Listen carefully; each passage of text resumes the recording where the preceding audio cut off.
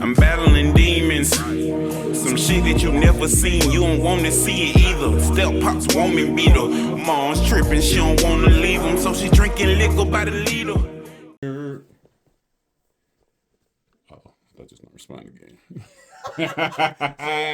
I'm gonna keep that actually. My fault. My fault. It's your boy Wise Bexley with the pull up. I'm here with a special guest. Introduce yourself. What's going on, y'all? It's your boy Dowdell, man. Straight from Atlanta, Georgia. Doing my thing, doing it when I'm doing it with my boy Wise, man. Yes, sir, man. I like to dive right in, and I also like to get a little personal right off the bat. You know what I mean? So it make the interviewee feel like it's okay to dive a little deeper, right? So my first question for you is, what is your first memory of trauma?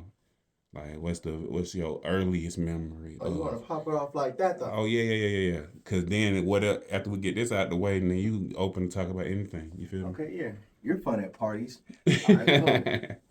Say less. Okay, cool. I say trauma at an early age. My first time is, I guess remembering it.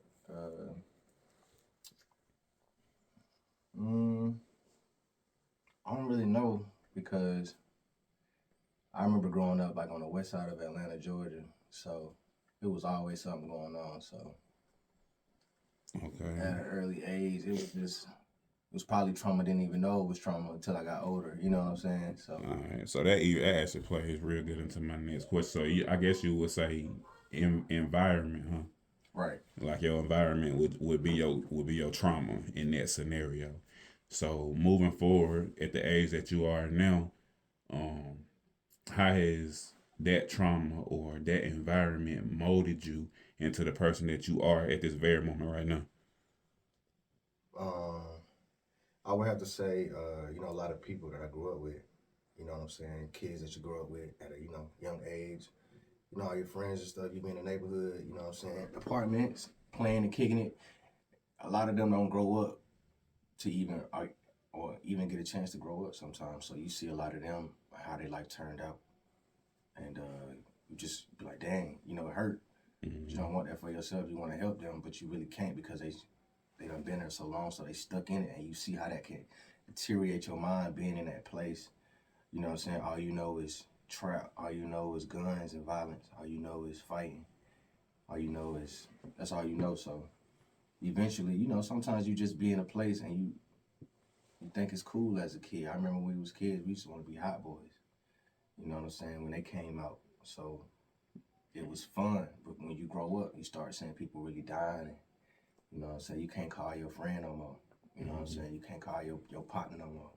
Mm-hmm. So what you doing right now is called deflection.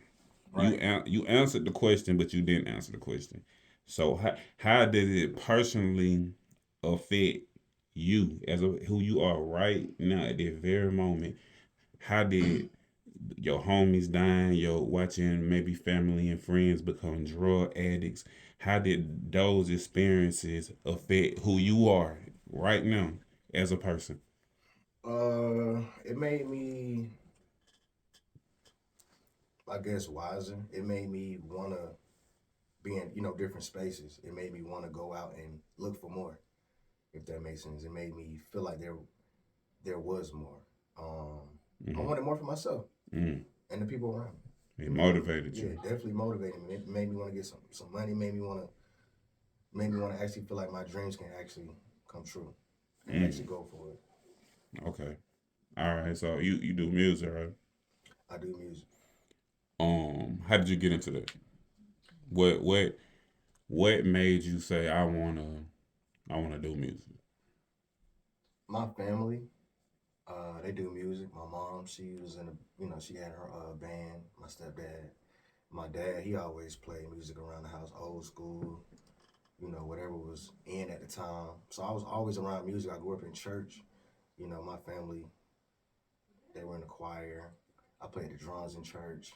I also sung in church. So I was always going to be a part of doing something musically in my life because everybody, around me did music, family wise and friends wise. So So who was your like early influence as far as your sound? Who influenced you the most? I'm gonna say Usher. Mm. Usher, Amarion. That's who was hot back then. Usher, Amarion. Cisco for sure. Shout out to Cisco, man. Hey, Cisco. Hey, man, when we get one in, cut. We gonna make it do what it do when we doing it. No more thong song. But we gonna do something different for these people. All right, something real special, like, you know what I'm saying. Shout out to Cisco. Shout out to Drew Hill, man. But people like them, Jodeci. I remember I used to go to my mama's room when she'd be at work. They used to have the computer, and you used to go into the music, and they used to have all the music over there. They had the little weird, little colorful stuff on it. My mama had a crazy playlist. I used to go in there. I used to listen to New Edition.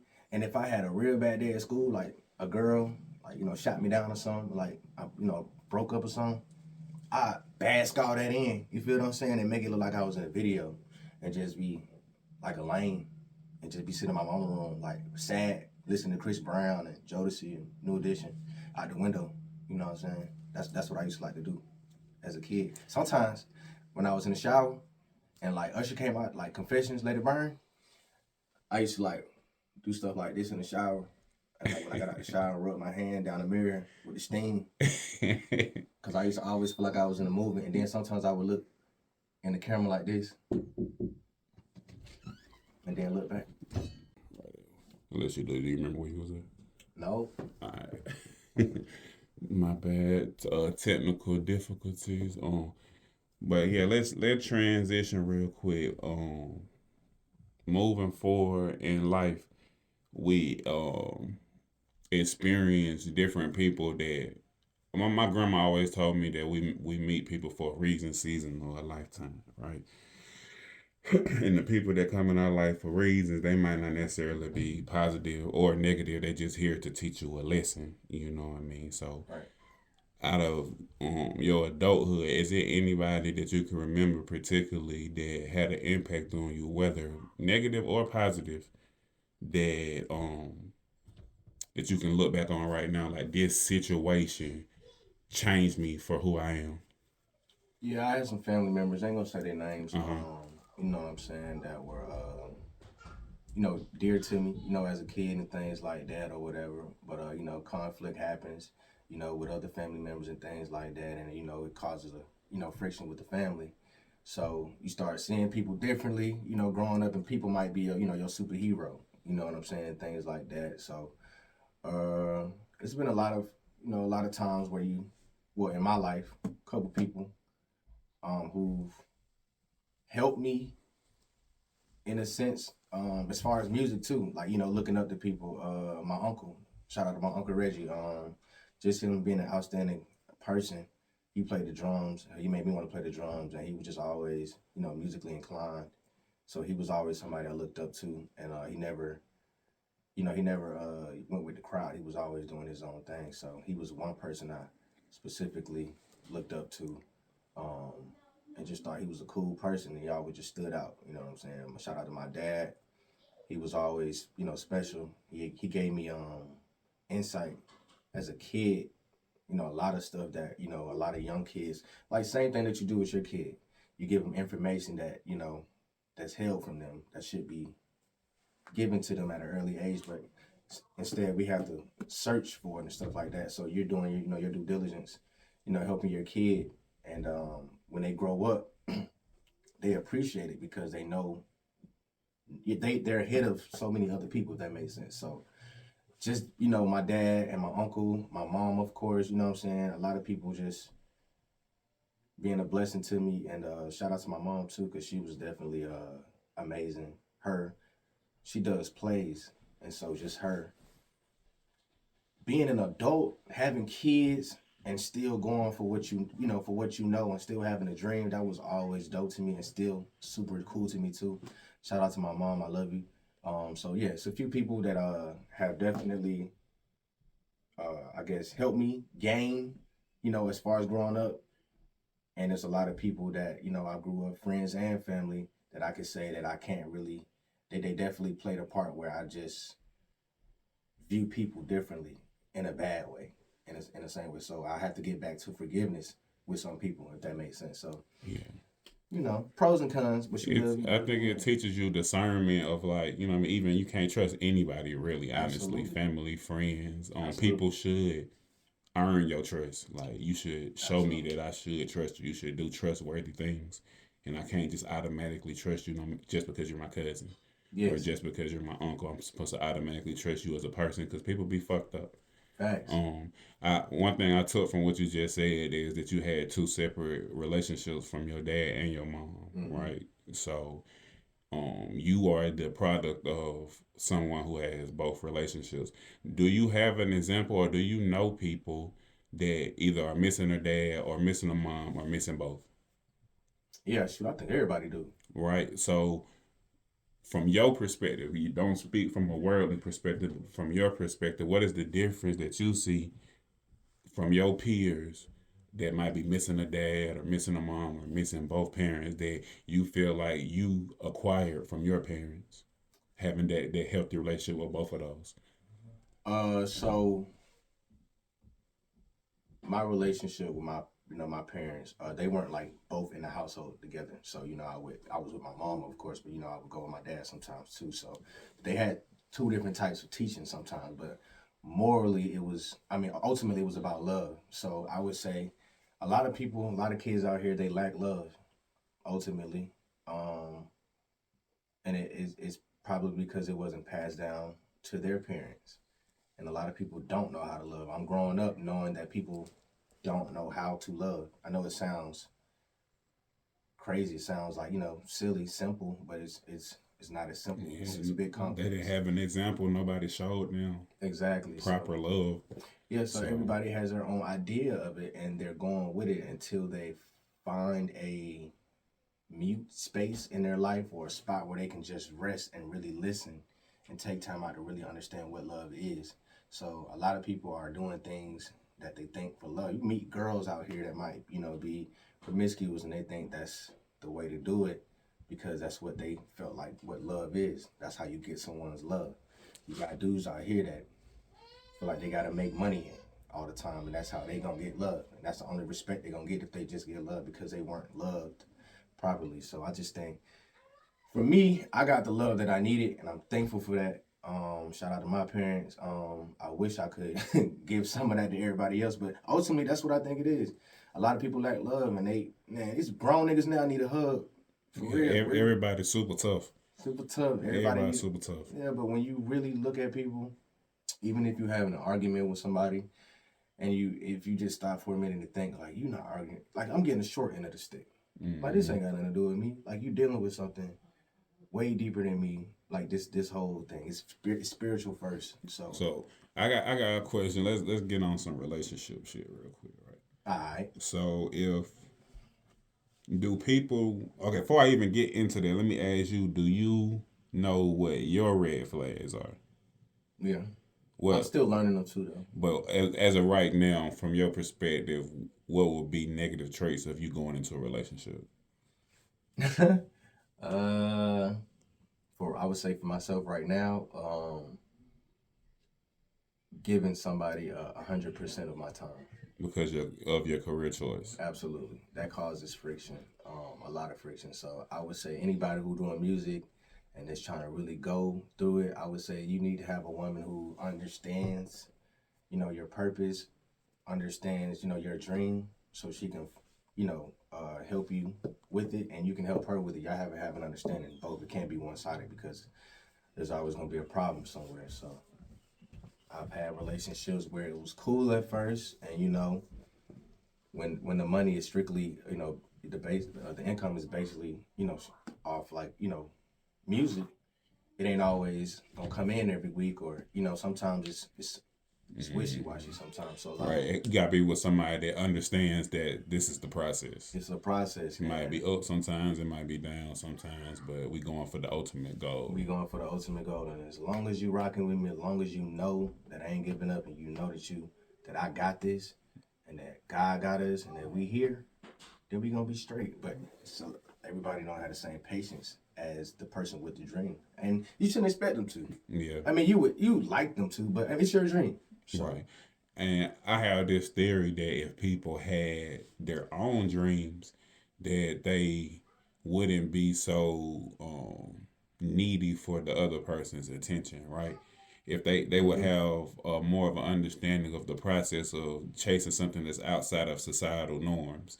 People look at it as abnormal to become a successful artist, right? Right. So they don't necessarily take that as a dream as if they were taking you being the manager of that warehouse as a goal or a dream, because that's more attainable to Right. them. But the moment you saying, like, even when a girl says, "Hey, go do your thing, go be an artist," it's moments where she doesn't think that shit is possible. Right. And if she's having that moment simultaneous with the rent being due, you see what I'm talking about. So, Absolutely. but if we both on this same path and we're both chasing this out of the norm goal, then we just figure this shit out. We gonna come up. You come up with 5, I come up with 6, and we gonna figure this shit out because you ain't gonna just put all that pressure on me. We gonna figure this shit out together. We striving together or whatever. Exactly. So that be the issue. Sometimes people don't have dreams of their own. People don't have passions of their own. They don't know what they passionate. They're just here. They Right. popping perks, smoking weed, drinking alcohol to suppress the fact that they don't know why the fuck they're on Earth. That's right. You see what I'm saying? And these is the people that we get in relationships with and shit. Mm-hmm. You know what I mean? So my brother's a DJ and he struggles with having successful relationships because he's out at 3, 4 o'clock in the morning down there every day of the week. Right. Is it even smart to even try to be with somebody Yeah. while you trying to be a DJ? You see what I'm saying? Like, I didn't even think about is that.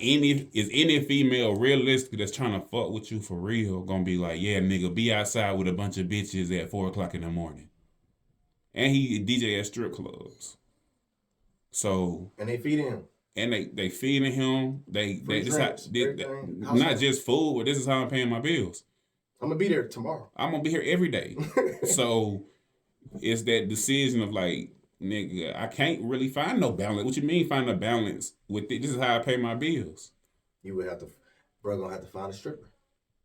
You gonna have to somebody be with it. at But the then job. and then another whole nother Pandora box open up because now you know what strippers do. Exactly. You work inside the strip club. So I think that goes with signing up for what you like or signing up for going. But I don't think that should, disqualify you for, What, basic love. Yeah, I don't Talking think about that- being a stripper. not. I'm just saying him being a DJ. Oh, So it's yeah, like, yeah. dang, it's like, yeah, I want to DJ, but dang, I can't.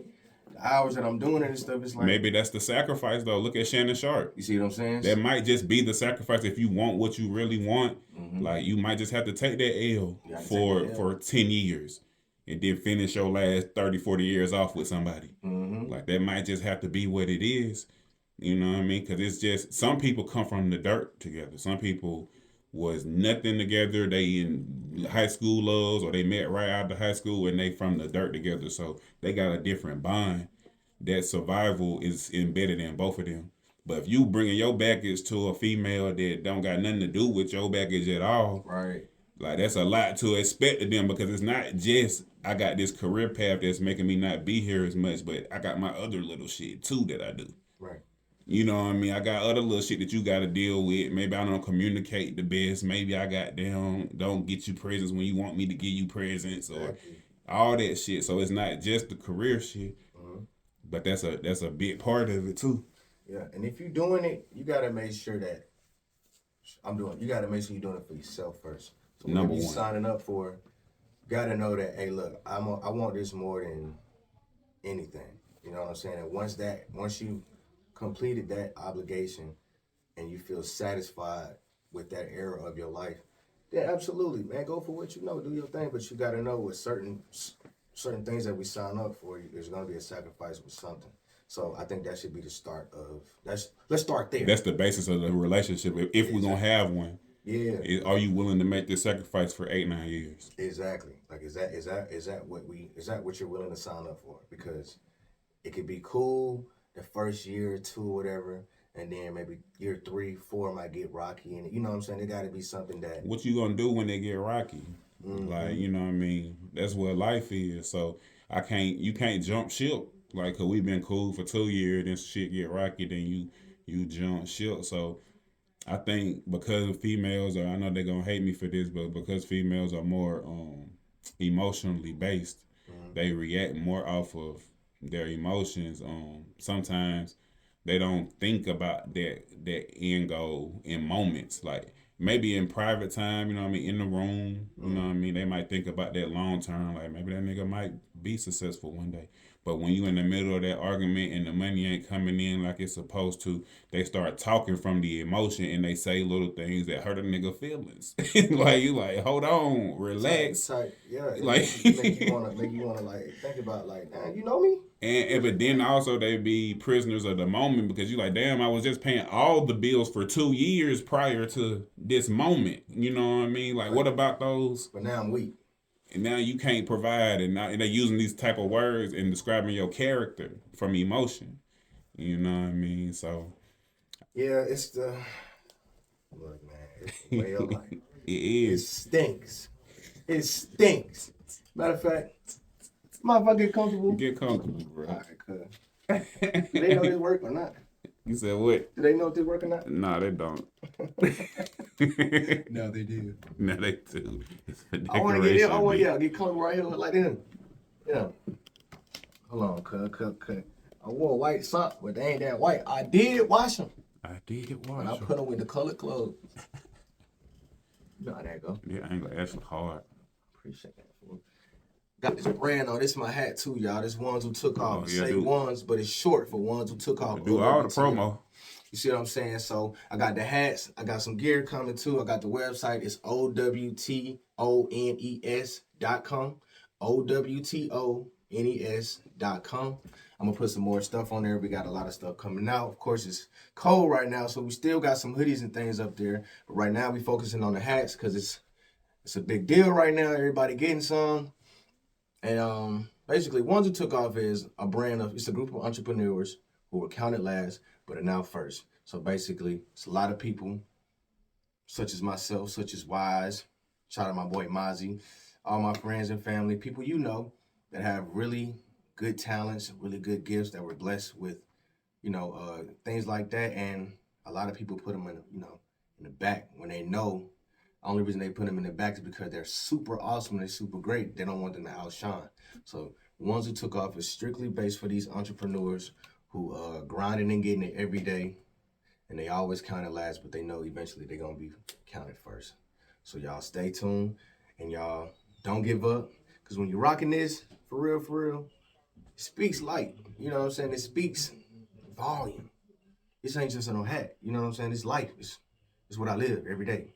I came a long way. I know I ain't popping yet, but I'm going to be popping it because y'all going to look back on this video and be like, damn, he was doing podcast videos, you know what I'm saying? And this hat, now he got so much other stuff going on, man. That man really made it. I want you to know that. I want you to see it here first. So, Ones Who Took Off, y'all seen it first. Boom. It's probably going to be so many different other ideas that I come up with from here. But I love it, man. This is what we're doing. I'm going to get a little more comfortable. I'll let y'all cut. Oh, yeah. Life be crazy, bro. I'm gonna have to apologize. About that because you don't do stuff like that. You gotta make sure your phone off or something like that. This already the rawest interview I ever had, nigga. My kid in the background. I'm telling you, man. People walking up and down the hallway. Hey, man, keep everything. Look, everything. Hey, look, I just need y'all to know. I know I usually am in a quiet setting, but today wasn't one of those days. But this interview still had to happen today, and I think it's gonna be one of the doper ones. This ain't go hard. Facts. All right. So I don't remember what the hell we were talking about last, but We were shit. talking about bologna sandwiches, and I was like, nigga, I don't eat bologna no more. They were like, you don't eat bologna. So look, we got down, talked about maybe about 2-3 years ago. We was at Kadarius' house and we was in the yard and we was talking about aliens and shit, right? It was, I remember that. You remember that? So I probably say about 2 weeks ago, I'm on TikTok and I don't know if you've seen it. Hey, have you seen the Miami shit? The Miami Mall I was trying to go to TikTok and trying to find that. You know, when I get deep in that, I start getting depressed. I start getting sad. Deception, disgrace. That's what it be feeling like, man. It's like, man, where am I? Like we ain't Real Men in Black. No, we really is in the Matrix type shit. So I saw it, but I didn't know. Okay, so I saw things about it, but I didn't really get to see the video. So I've been I was too late. So, TikTok, they do this thing where they cover up, but you can't see it no more. And they take away everything. But I'm positive, almost positive. It's too much repetition, too much. The stories match too good. Yeah, I'm like, man, these people terrified. If you look at their videos and stuff, these folks, like, why would I go out my way to tell you about something that I know that you would be like, bro? And then when you go to these people pages, it's not like it's a page full of clout chasing. You know what I mean? You got to judge things on individual basis. Facts. If you go to the nigga page and all he do is talk about people and he's just trying to get attention, then you know what's going on. Facts. But I was seeing people. I know a comedian on TikTok with 1 million plus. He be with Drake sometimes. What he need a clout chase for? I know exactly what you're talking The about. light skinned dude, right? Dude with the chains and everything. What he need a clout chase for? But he was terrified. That's the first person I saw. Like, What he terrified for? I was like, he got enough money. He don't even need a clout chase. Bro got enough money. His video is gonna do numbers regardless. Exactly. So I feel like it's way more to it. And it's always been way more to it. They just getting a little more, either they getting a little more sloppy or they doing it on purpose to let us see, you know, a glimpse of what's to come. That's my theory, right? Because in Roswell, they told the public in Roswell, and the public went crazy, and they said that they weren't gonna never tell the public no more because we on in the masses. If we panic in the masses, we start tearing up stores and shit and stealing tissue. Buying alien guns. Yeah, like we start panicking when we talk about aliens or whatever, but now with these 4K Samsungs and iPhones, it's hard to deny it. Because I remember back in the day, you see a flying saucer, you be like, is that a flying saucer or is that a flying potato? Like you can't even really, you can't really take, everything was all foggy and grainy and shit. I never seen a flying potato. But now with these 4K cameras, like you can't deny that. Like what the hell it is? It's either aliens or our government is way more advanced than they are letting us know. They messing with us. You know what I mean? I know it's aliens, so and I don't know if y'all recognize, you know, our type of voices. But for the good aliens, I just want y'all to know that. I don't know if you speak our language. I don't know what you, but if you don't,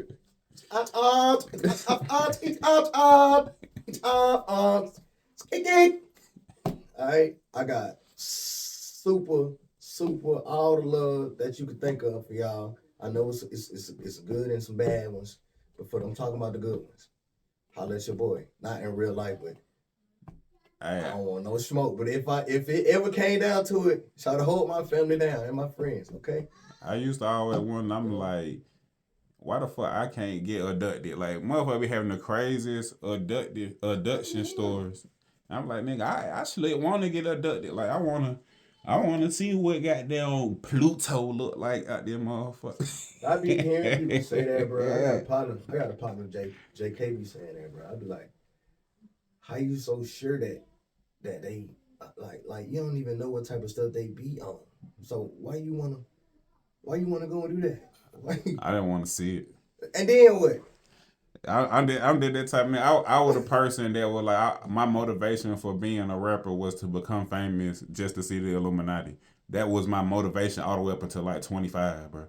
Like I just wanted to see if it were real or not. I'm like, I'm gonna be as famous as possible just so I can see. Like that's the type of nigga. I be going to spots and blowing shit up. Like nigga, I told you they were fucking. I told you. I mean that bitch with cameras and everything. I told you, nigga. I'm here to tear the devil's kingdom down. I would have been Cat Will 20 years ago. Like, hey. No bullshit. Nah, it'd be like that for real though. Like, so that's the type of guy I am. Like, I want to fuck with alien because I want to see what's going on. You know what I mean? I want to see every aspect of this planet that we live in, this universe, this galaxy, all this shit. I want to see even though I know that might not be possible. Yeah. But it's a curiosity that I definitely wouldn't mind feeding. Facts. All right, let move on from the weird shit. Let's get back to the music or whatever. All right.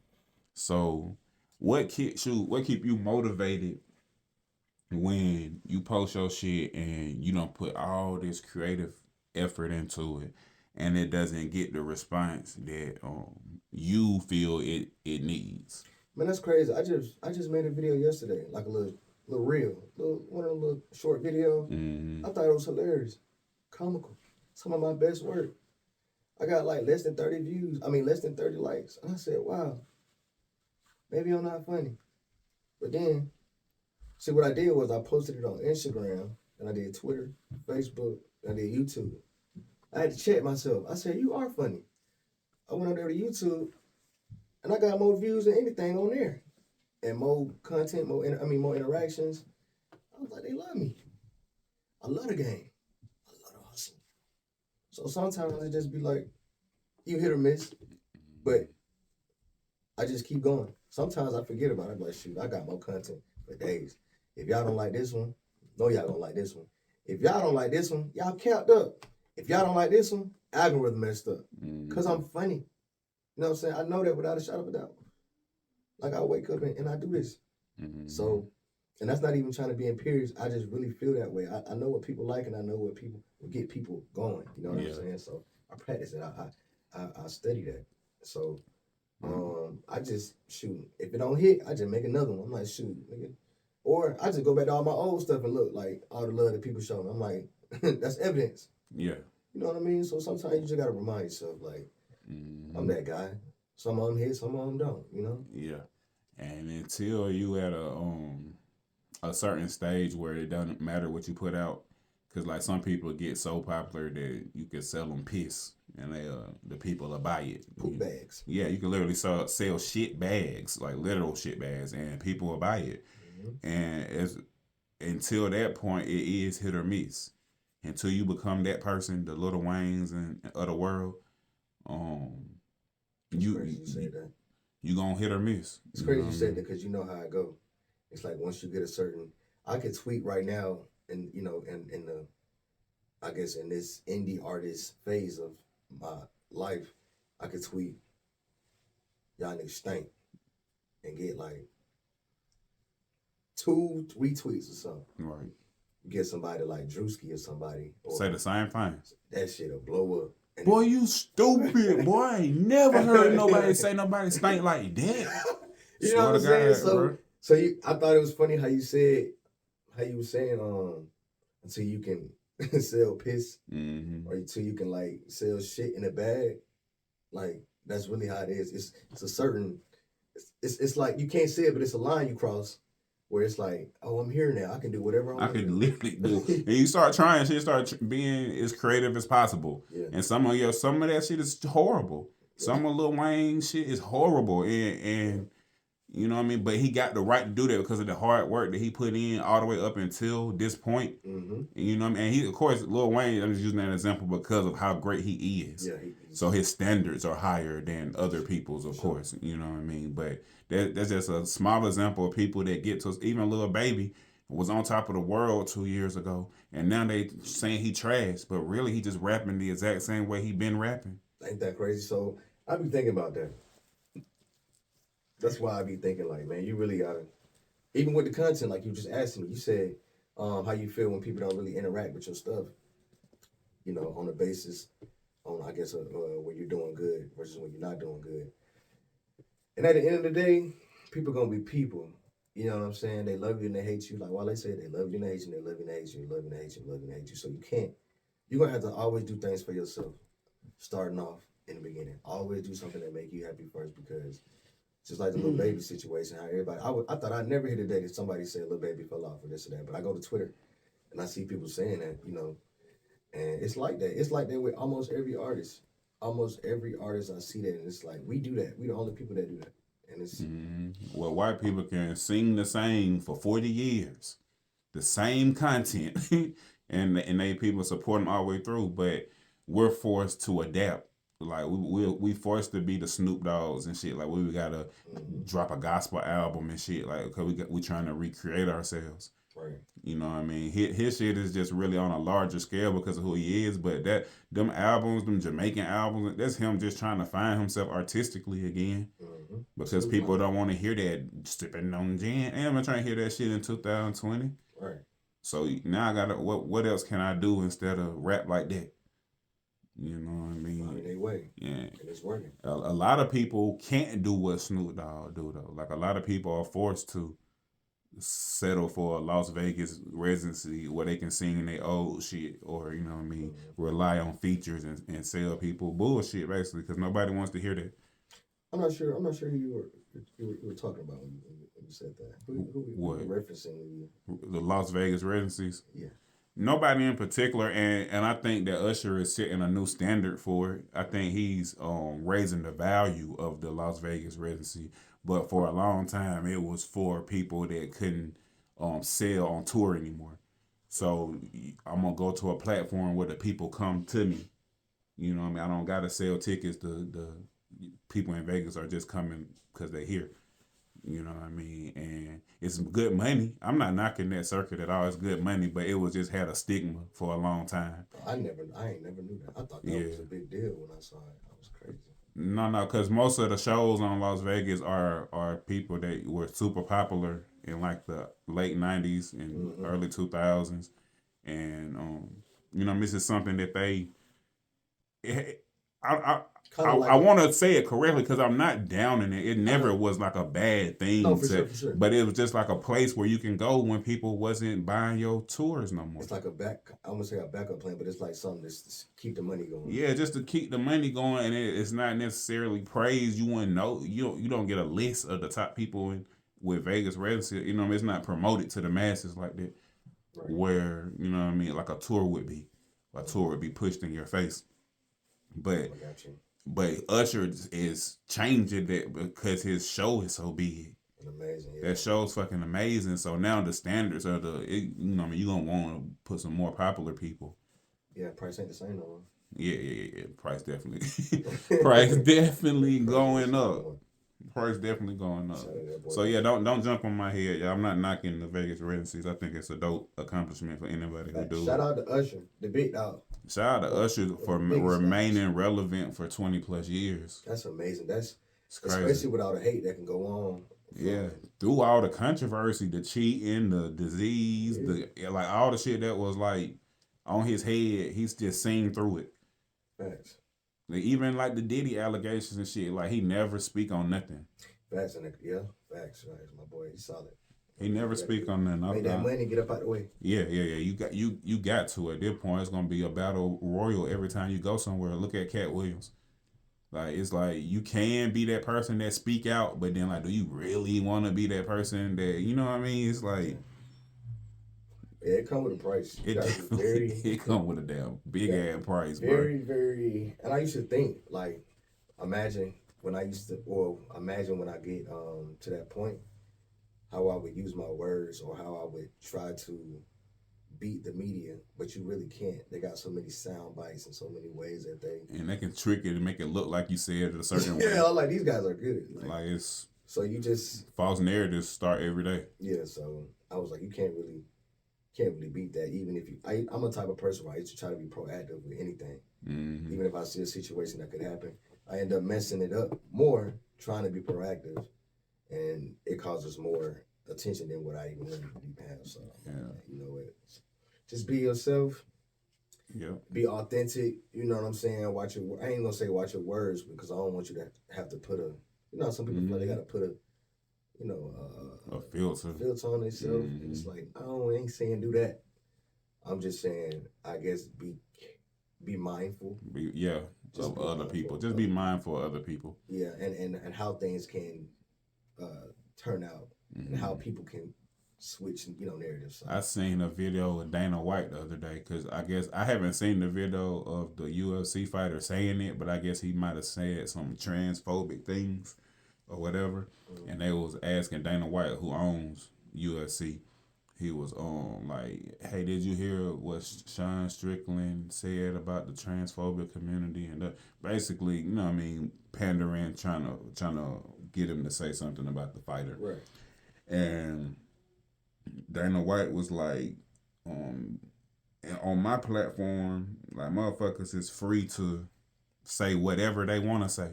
Like, whatever they want to believe in, whatever, you know what I mean, whatever mindset that they coming from, they free to say whatever they want to say, you know what I mean? Now, what they receive from the outside world, whatever consequence they receive from society for thinking that way, I don't really got nothing to do with me, you know what I mean? But as far as the putting a leash on the way that they talk or filtering the way that they talk, I let my fighters say whatever the fuck.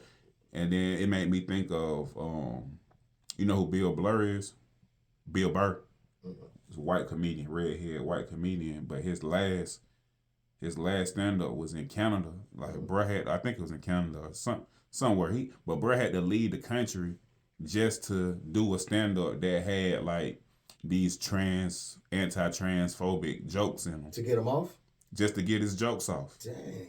And they was, you know what I mean, they was super pushy, super edgy jokes or whatever. You know what I mean? It is some shit like, okay, nigga, like wow, cutting up. You but the fact that I gotta leave my whole country just to get a fair response from the crowd, because I'm sure it was trans people in the crowd or gay people in the crowd, you know what I mean? But it's just the way that Americans are trying to, we in this council era type of thing, so we sensitive about shit that, you know what I mean, kind of be like obvious or whatever, you know what I mean? And I used to worry too, where it's like, okay, if somebody go back on my Facebook, they might see some crazy shit on my Facebook where I done said something maybe about a gay person, or you know what I mean? But shit, that's what I thought in that moment. Yeah, fast. I used to see stuff like on Twitter, like that's what I thought. Like, even with this, like I be thinking like, shoot, other than interviews and stuff, I'm like, what did I say anything about an artist that I didn't like? Did I had to think about my words? Like, did I slick diss anybody on accident? Like, I'm like, I started going to my Twitter. I'm like, did I say anything about an artist? I'm like, man, I don't care. That's what I felt at the time. Like, stop. You can't go back and try to correct your past all the time. Like, in that sense. Yeah. And if you disagree with what you said, then you take that accountability. Stand on it. And then go. That's what I totally said that. But I don't think that no more. I was a teenager at the time, or I was young at the time. But now I'm an adult now. You know what I'm saying? I look at it differently. Yeah, I've grown up. Yeah, I look at it differently. And I think, and I feel like that's all Kevin Hart should have done. Like, I don't feel like he had to do like this public. What you do? You remember when he was supposed to be hosting? I think it was the Oscars or was it the Grammys? Oh, I forgot about that. And the gay stuff part of like he'll throw a flat screen at his son if he was gay, or it was something crazy. That's and when comedy was at a. When you can say whatever, like nigga, like you back in the day, you could literally say anything, bro. That was your free pass. If you a comedy, I mean, if you was a comment, you had a free pass. You're good. You're good. You can say whatever you want. Eddie Murphy said some of the craziest shit I ever heard in my life. Like, some of the gayest shit I ever heard. Him, what's the lights? Richard Pryor said a whole bunch of gay shit, and it's like, but nobody really.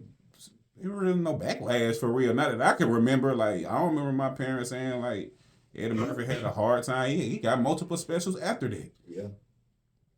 But now it's like, bro, you can't even say LG in the same comment. Like, you can't even say L and G behind each other. And niggas is like, what you mean? You trying to say that the rest of the letters ain't included? Like, yeah, it's crazy. They find an excuse to about everything, bro. About everything. You're gonna offend no matter what you say. So, you could say, damn, I don't like the way she drew no eyebrows on. Oh, so you eyebrow shaming? Eyebrow shaming is crazy. Bruh, I didn't know slut shaming was a thing. I didn't know that weight shaming was. I didn't know that these things existed until social media era. Yeah, you can shame anything as long as you put a word before shame. That's why I didn't realize it. I didn't know that it was like an actual, you know what I mean? Like, people thought like this. Like, I can't believe that you're eyebrow shaming me. I can't believe that you're shoe shaming me. Like, once it's a go, once it's got like over 30,000 retweets and stuff, that's lawful. It's lawful. Like, right, it's part of the law now. Yeah. Like, it's stamped. I was like, this is crazy, bro. Like, no man. So you can't really, if you live like that, you won't say anything. You'll be a mute. These national days, National Girlfriend Day, National. And where did these come from? Give it another reason for your girlfriend to be mad at you. Like, come on, bro. He was like, I didn't even know she existed. What you talking about? I can't believe they celebrate Thursday Day. Like, hey, you stupid. Like, where are these national days coming from, and how long were they a thing? Like, National Siblings Day, National Brothers Day, National Grandma Day. We didn't have none of those when I was in school. Because everything a business. That's why. I said somebody just woke up and was like, let's do this. Like, nigga, like, how much money Crema making? There was somebody like, how much they make on Thanksgiving? That's what he said. Man, shit, let's make a table day. Go get that bag. We're gonna make a wooden table day. Everybody buy wooden tables on this day. A National Wood Table Day. Shout out to what was it? The chair. Oh man, boy, the chair companies went crazy. Whoever prayed that prayer, do your thing. You got it. Now imagine how many niggas got leftover chairs right now. Nigga done went too hard into the business. He done put his whole settlement check into the chair business. He done put a little extra on the price. These are chairs in 2023. You ain't gonna get no chairs like these. Now he on Facebook Market trying to sell chairs. These ain't just any type of chairs. Let me explain something to you. Yeah, man. That's funny. Hell, man. Well, look, man, this is a good interview. I think we about 40, 50 minutes in, man. So we're going to wrap this up. All right, man. I just want to tell everybody, I love y'all. Thank y'all for tuning in. Shout out to Wise. Shout out to Keys. Shout out to everybody, my friends. Shout out. Who the fuck Keys give shout out for? I'm just playing. Shout out to my dog. Shout out to my I'm like, when I see Wise, I see Keys. So I'm like, shout out to Wise and Keys. It's like peanut butter and jelly. Shout out to my dog. You know what I'm saying? Shout out to my dog. This is his house. He talking about. And I did just see my boy a few minutes ago, so that's why I said that. So yeah, man, thank y'all for tuning in. Man, I got some new music coming soon. If you still want to look at my old music, I got my last album was The Newman Show. It's everywhere, iTunes, on all platforms, Apple, whatever you could think. Deep Freezer, I forgot what they call it. I'm just being funny, but that's a platform called Deep Freezer. I don't know, but it's something like the Freezer, something like that. But yeah, I'm on Shazam. You can Shazam me. You can Shazam me. Shazam me. My name is Brandon Dowdell, so it's BrandonDowdell. You can type that in anywhere, you'll find me. I might put that on the screen. I don't know yet. For sure, how I'm feeling. It depends on, if they did. I got to pay a little extra for it, but I'm gonna have to see it through. Yeah, man. I hope y'all have an excellent day, man. I hope y'all love yourselves. Continue to love yourselves. Continue to be yourselves. I hope when y'all look at this footage, I'm probably somewhere off in Barcelona, doing something cool, you know what I'm saying, and some sweats, really like comfortable or something, about to do something cool on a movie set or something. I don't know. Manifest that shit. You see what I'm saying? So when you see this, I want y'all to look at this like, wow, he really said he was gonna be doing all this stuff. Take this as evidence, and because you've seen it 100 times. All the greats have done it. See where they come from. They start from, from somewhere. So this is my somewhere, and I'm glad to be here. And I appreciate this platform, Wise. And I love y'all, man. Thank y'all.